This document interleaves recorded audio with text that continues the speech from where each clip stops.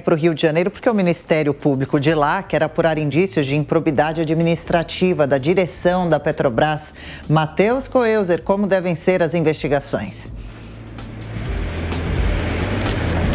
Adriano, o Ministério Público Estadual aqui do Rio de Janeiro, no último dia 15, apresentou um documento à Petrobras para entender possíveis irregularidades nos reajustes tão expressivos dos preços dos combustíveis, tanto da gasolina, que teve um aumento significativo de mais de 5%, e do diesel, o aumento que chegou a quase 15%.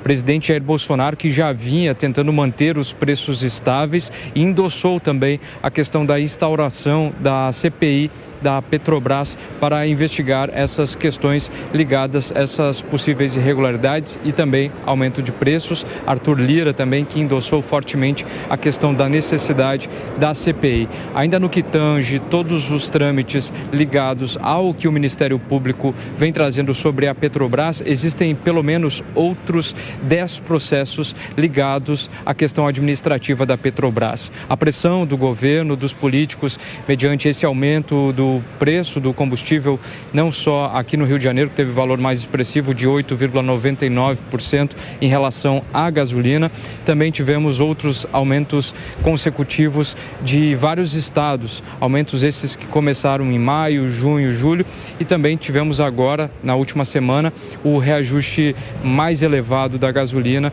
o que culminou também com o afastamento, a renúncia, o pedido, o afastamento do presidente da estatal. Portanto, agora, esse pedido do Ministério Público encaminhado à Petrobras visa entender por que e como foram feitos esse cálculo para o reajuste. Por enquanto, a estatal ainda não se manifestou referente a essa questão do Ministério Público Estadual aqui do Rio de Janeiro. Adriano. É isso, do Rio de Janeiro, Matheus Coelzer, a crise dos combustíveis no país. Ricardo Salles, é preciso investigar a Petrobras, a conduta da estatal brasileira, a sua política de preços?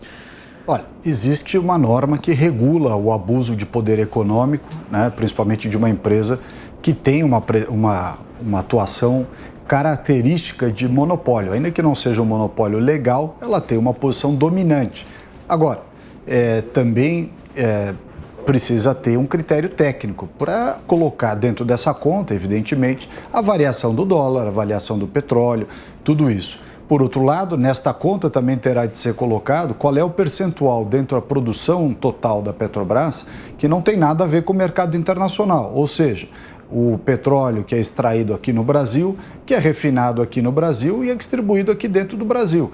Não tem sentido você colocar toda a produção da Petrobras dentro de um parâmetro internacional, sendo que apenas uma parte, cerca de 30%, 20%, é importada para fins de cobrir a incapacidade total de refino que nós temos aqui no Brasil. Ou seja, não seria desarrazoado você ter um sistema em que reconhece que uma parte da produção tem custos, logística, origem, refino, todo no Brasil, e uma parte é importado. O que é importado, obviamente, tem que trazer para dentro o custo internacional, mas não toda a produção. Mas essa é uma discussão eminentemente técnica. O fato é que a Petrobras, comparativamente com outras empresas também petroleiras no mercado internacional, tem tido uma taxa de retorno muito superior. E quem paga esse preço é o consumidor brasileiro. Então, estas são fórmulas técnicas de poder resolver o problema sem necessariamente caracterizarem uma intervenção na companhia.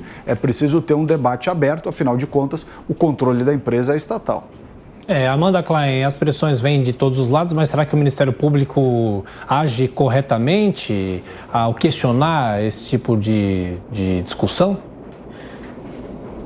Tiago, acho que sim, afinal de contas representa o interesse da população, da sociedade, a função do Ministério Público. Agora, é fato que a Petrobras está sofrendo pressão de todos os lados. É interessante quando a direita se aproxima das propostas da esquerda que quer abrasileirar o preço dos combustíveis. A Petrobras vem sendo pressionada pelo Congresso Nacional. O Arthur Lira ameaçou com a lei das estatais, mudar, afrouxar a lei das estatais, a ameaça também da CPI, da Petrobras, a quarta troca de presidente troca do comando da companhia em menos de 4 anos. Imagine só, a maior empresa da América Latina tendo presidentes que duram menos de 1 ano no cargo. O último durou, acho que nem 2 meses, né? O Caio Paz de Andrade, inclusive, o nome dele deve ser referendado, deve ser reconhecido hoje, ele deve assumir o comando da companhia e aí fazer o que o governo federal tanto quer, que é justamente segurar, congelar o preço do diesel e gás de cozinha, gasolina, até pelo menos outubro, até pelo menos eleição. Ele assume claramente com essa missão, ele não vai ter o poder,